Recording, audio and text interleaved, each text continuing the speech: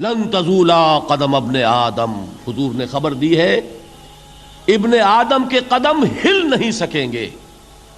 جیسے مجرم کھڑا ہوتا ہے کٹہرے کے اندر، اس کٹہرے میں سے ہل نہیں سکو گے حتی یسأل عن خمس، جب تک کہ 5 چیزوں کا حساب نہ لے لیا جائے. وہ 5 چیزیں کیا ہیں؟ کان کھول کر سنیے. عن عمرہ فیما افناہ، عمر کا حساب دو. یہ 80 برس اور 70 برس ہم نے تمہیں دنیا میں دیے، کہاں ضائع کیے؟ وعن شبابہ فیما ابلاہ، اور خاص طور پر جوانی کا دور، امنگوں کے دن، ولولے ہوتے ہیں، قوت ہوتی ہے، توانائی ہوتی ہے، آدمی چلتے ہوئے زمین پر پاؤں مارتا ہے، قوت جو ہے وہ اپنا اظہار چاہتی ہے. یہ جوانی کہاں گلائی؟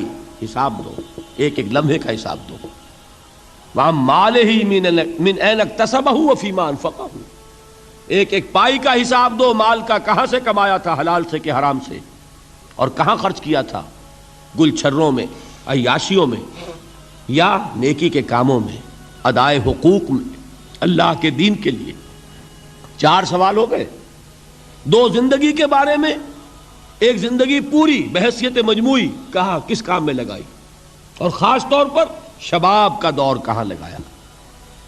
2 سوال مال کے بارے میں، کمایا کہاں سے، حلال سے کہ حرام سے، جائز سے کہ ناجائز سے، خرچ کہاں کیا.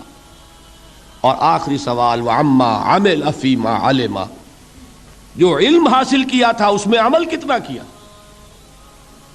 علم کے انبار لگاتے چلے گئے اور عمل کے آغاز کی بھی نوبت نہ آئی. یہ علم جو ہے یہ اس روز سب سے بڑا وبال بن جائے گا انسان. اتنا علم اور عمل کچھ نہیں، بجائے کہ کریڈٹ کا ذریعہ بنے یہ الٹا ڈیبٹ کا کھاتا بن جائے گا. یہ جواب دہی کا احساس ہے کہ جس کی وجہ سے انسان کی ٹریجڈی جو ہے وہ دوہری ہے. کوئی حیوان اتنے بوجھ تلے نہیں، مشقت کی، محنت کی، اس زندگی میں ختم ہوئے، اس کے بعد کوئی محاسبہ نہیں. اس کو بھی غالب نے خوب کہا ہے کہ اب تو گھبرا کے یہ کہتے ہیں کہ مر جائیں گے، اور مر کے بھی چین نہ پایا تو کدھر جائیں. یہ ہے وہ ہیومن ٹریجڈی. اب میں آپ کو توجہ دلانا چاہتا ہوں. ایک تو گوتم بدھ کا فلسفہ، اس کے فلسفے کا مین تھیم یہ ہے سروم دکھم، آل از پین، آل از سفرنگ. اور اس نے جو بھی اپنی محنت کی یہ تو اللہ ہی بہتر جانتا ہے کہ اسے بعد میں ملا کیا اور کیا نہیں ملا. ایک بات آپ سے عرض کر دوں، گوتم بدھ کے بارے میں ایک بہت جید عالم میرے نزدیک بر صغیر پاک و ہند کے علماء میں، جو اس صدی کے علماء ہیں، ان میں ان کا بہت اونچا مقام ہے، مولانا مناظر احسن گیلانی رحمۃ اللہ علیہ. گیلان قصبہ ہے ایک بہار کا، وہاں کے رہنے والے تھے. ان کی زندگی زیادہ گزری حیدرآباد دکن میں، عثمانیہ یونیورسٹی میں استاد رہے. انہوں نے گوتم بدھ کے بارے میں یہ لکھا ہے کہ میرا یہ گمان ہے کہ وہ بھی اللہ کے نبی تھے، اور اس کی دلیل دی ہے. قرآن مجید میں ایک رسول کا ذکر آتا ہے، ذوالکفل، اور یہ ذوالکفل وہ ہے جس کے بارے میں ہمیں کچھ پتہ نہیں. قرآن مجید میں بھی ایک جگہ ذکر آیا ہے. نمبر 2 یہ کہ کسی حدیث میں اس کی کوئی ہمیں وضاحت نہیں ملتی، نہ حضور سے پوچھا گیا نہ حضور نے اس کی وضاحت فرمائی. اب یہ ذوالکفل ہے کون؟ تورات میں جو نبیوں کے نام آتے ہیں ان میں سے کسی نبی کا نام ذوالکفل کے آس پاس نہیں بنتا کہ یہ سمجھا جائے کہ یہ اس نام کی بگڑی ہوئی یا بدلی ہوئی شکل بن گئی ہے. تو انہوں نے جو کہا ہے وہ بات وزنی معلوم ہوتی ہے اس اعتبار سے کہ کپل وستو، کپل پے جو ہے وہ عربی میں ہے نہیں، وہ فے بنتی ہے. تو ذوالکفل کے معنی کفل والا، اور یہ کفل جو ہے کپل، کپل والا، جس کو ہم کہتے ہیں کپل وستو کا شہزادہ. تو انہوں نے یہ کہا ہے کہ گوتم بدھ کے بارے میں یہ خیال، یہ میں عرض کر دوں کہ اس کو ہم یقین سے نہیں کہہ سکتے، یہ ان کا گمان ہے، خیال ہے، واللہ عالم کہیں گے ہم، لیکن امکان ضرور موجود ہے. قرآن کہتا ہے وَلِكُلِّ قَوْمٍ ہَادٍ، ہم نے ہر قوم میں ہادی بھیجے. وَإِن مِّن قَرْيَةٍ إِلَّا خَلَا فِيهَا نَذِيرٌ، کوئی بستی ایسی نہیں دنیا میں جس میں کوئی نہ کوئی خبردار کرنے والا نہ آیا ہو. تو یہ ممکن نہیں ہے کہ وہاں نبی نہ آئے ہوں، لیکن ان کی تعلیمات اتنی بدل گئی ہیں کہ ہم ان کو پہچان نہیں سکتے. حضرت مسیح علیہ السلام کی تعلیمات اگر عیسائیوں سے ہم سمجھیں تو کبھی بھی انہیں اللہ کا نبی نہیں مان سکتے. یہ تو قرآن مجید نے آ کر حضرت مسیح علیہ الصلوۃ والسلام کی اصل حقیقت ہمیں بتائی، ورنہ تو خدا کا بیٹا ثالث و ثلاثہ ان کو کیسے ہم مانتے؟ لیکن یہ کہ قرآن نے بتایا تو جان لیجئے ہو سکتا ہے کہ گوتم بدھ بھی اللہ کے نبی ہوں، لیکن ہو سکتا ہے کہ درجے میں کہیں گے، یقین سے نہیں کہیں۔ بہرحال گوتم بدھ نے اس دکھ، رنج، صدمہ، غم جو انسان کا مقدر ہے اس کا مشاہدہ کیا، اور پھر تپسیائیں کی، علم حاصل کیا، رشیوں منوں کے پاس گیا، اس نے کوشش کی کہ معلوم ہو سیلویشن کا راستہ کون سا ہے، اس دکھ سے نجات پانے کی کوئی سبیل بھی ہے کہ نہیں، اس غم سے، اس نجات سے، اس اندوہ سے انسان کسی طریقے سے چھوٹ سکتا ہے یا نہیں۔ اسی کو سیلویشن کہتے ہیں انگریزی میں، اسی کو ہندی میں نروان کہتے ہیں، اسی کو عربی میں نجات کہتے ہیں۔ ان النجات معلقۃ بمجموع هذه الاشیاء، میں نے امام رازی رحمۃ اللہ علیہ کے الفاظ میں آپ کو وہ لفظ بتایا، نجات کی راہ۔ اچھا، جدید فلسفوں میں جن حضرات کو دلچسپی کی بات ہے انہی کے بارے میں یہ عرض کر رہا ہوں۔ جدید فلسفوں میں بھی ایک فلسفہ ہے وجودیت، ایگزسٹانشلزم۔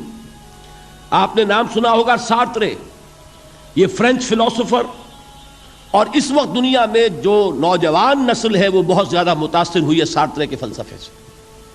کرکیگارڈ پرانے دور میں اور سارترے اس دور میں، ان کے فلسفے کا نام ہے وجودیت، ایگزسٹانشلزم۔ اس کا مرکزی خیال بھی یہی ہے، انسان کے لیے دکھ ہی دکھ ہے، صدمہ ہی صدمہ ہے، رنج ہی رنج ہے۔ صرف یہ ہے کہ کچھ حساس لوگ ہوتے ہیں وہ صدمے کو زیادہ محسوس کرتے ہیں، کچھ ذرا ان کی حس جو ہے وہ کچھ ڈل ہو جاتی ہے، کند ہو جاتی ہے۔ وہ جو غالب کا شعر میں نے آپ کو سنایا کہ مشکلیں اتنی پڑی مجھ پر کہ آسان ہو گئی، ورنہ یہ ہے کہ انسان سوچے تو دکھ ہے۔ اب یہ دکھ جو ہے اس سے نجات کا کوئی راستہ بھی ہے کہ نہیں، یہ کوسچن مارک ہے، جس کا جواب ہے تیسری آیت میں اِلَّا الَّذِينَ آمَنُوا وَعَمِلُوا الصَّالِحَاتِ وَتَوَاصَوْا بِالْحَقِّ وَتَوَاصَوْا بِالصَّبْرِ۔ جو ایک نا امیدی کی کیفیت طاری ہوتی ہے، وَالْعَصْرِ إِنَّ الْإِنسَانَ لَفِي خُسْرٍ، زمانے کی قسم ہے تمام انسان برباد ہونے والے ہیں، تباہی میں ہیں، گھاٹے میں ہیں، ٹوٹے میں ہیں۔ اس سے جو ایک مایوس کن صورتحال سامنے آتی ہے، اس مایوسی سے نجات دلانے والی آیت ہے تیسری آیت۔ ایک راستہ ہے، یہ امید کی کرن ہے، تباہی سے بچ سکتے ہو، ابدی بربادی، وہ بربادی۔ یہاں تو یہ ہے کہ ہم نے مشقتیں اٹھا لیں، فاقے جھیل لیے، تکلیفیں برداشت کر لیں، صدمے برداشت کر لیے، لیکن موت آئی، اس کا خاتمہ ہو گیا۔ لیکن اس کے بعد اگر خدا نہ خواستہ جہنم میں جھونک دیے گئے، وہ ابد الآباد تک کی، وہ ہمیشہ ہمیشہ کی جلن۔ قرآن کہتا ہے کہ اگر ایک کھال جل جائے گی، جھلس جائے گی، اللہ اور کھال دے دے گا۔ دیکھیے، یہ بھی جدید دور میں آپ کو معلوم ہوگا، بورس بکائی نے جو کتاب لکھی ہے، دی فرینچ سرجن، اس نے ثابت کیا ہے کہ قرآن مجید نے جتنے نیچرل فینومینا کا حوالہ دیا ہے وہ بالکل سائنس کے مطابق ہے۔ آج ہمیں یہ معلوم ہے کہ حس جو ہے وہ صرف کھال میں ہوتی ہے، کھال حساس ہوتی ہے، کھال اتر جائے نیچے جو ہے گوشت جلے گا، آپ کو تکلیف نہیں ہوگی۔ معلوم قرآن نے کہا ہے کہ جب کھالیں ان کی جھلس جائیں گی ہم نئی کھال دے دیں گے، تاکہ وہ سوزش جو ہے، وہ جلن کا احساس برقرار رہے، وہ ختم ہونے نہ پائے۔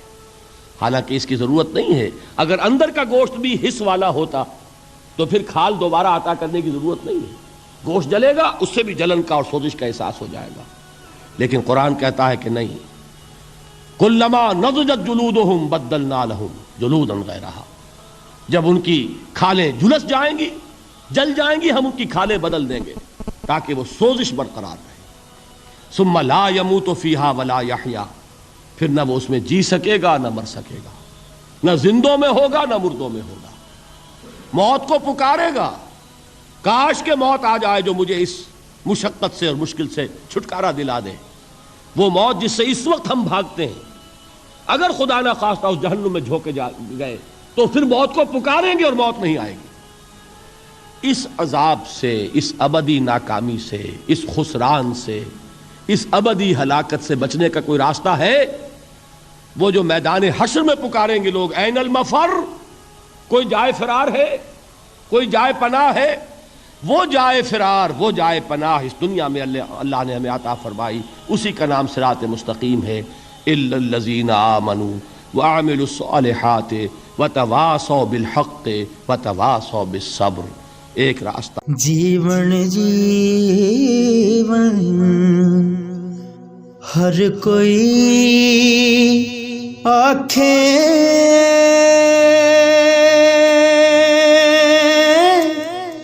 موت کھڑی سر اتے،